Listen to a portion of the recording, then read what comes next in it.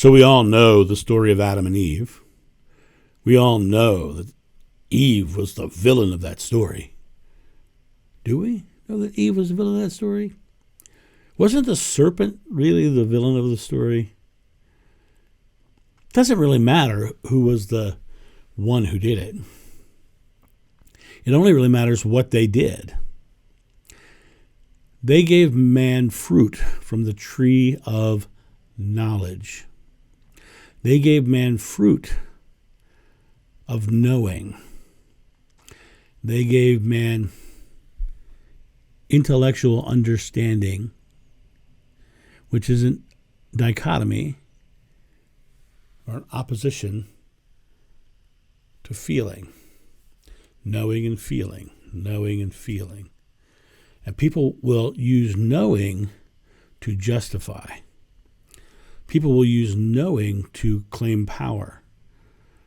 And the villain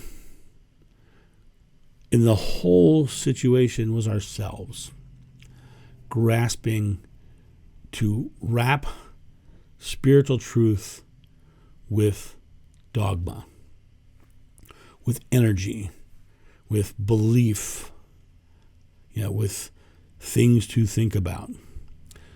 I've had various people contact me and say, when are you going to do a video on blankety blank blank blank?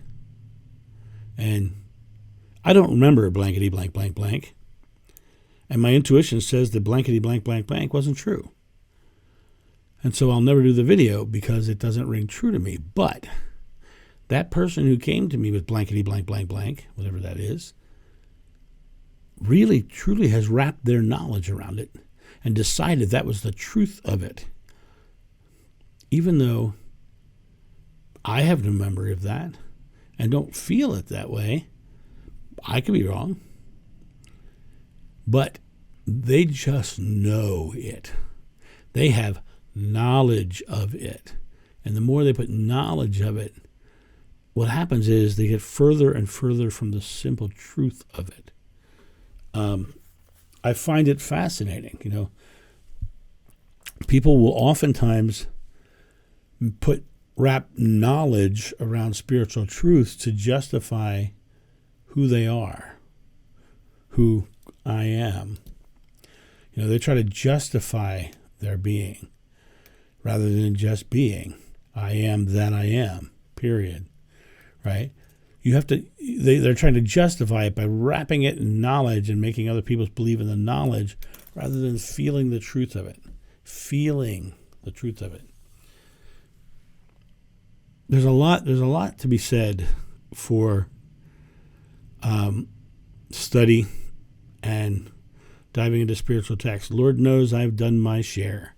I've done everything from the ancient text to the modern text to modern channelings to so on and so forth. And after all these years of travel, all these years of study, all of these years of deep reflective thought, I came back to myself and my feelings.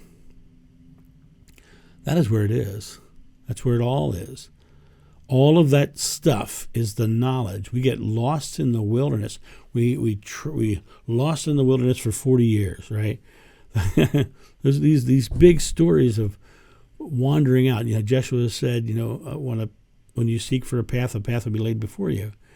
When you seek for some idea that this is how it had to be, you're going to create knowledge around that. But the reality of it is, it's not until you turn that path back towards yourself and walk through your own door that you get the truth of it. And the truth is a feeling. It's a inside of you sort of feeling. It's an understanding that, that feels right. And you get that, But the second you start to overthink with your knowledge, you start getting lost in the wilderness. You start getting out there not knowing how you're going to get back. Right? And you start not only seeking it, but you start trying to find people to justify it for you. That's not me.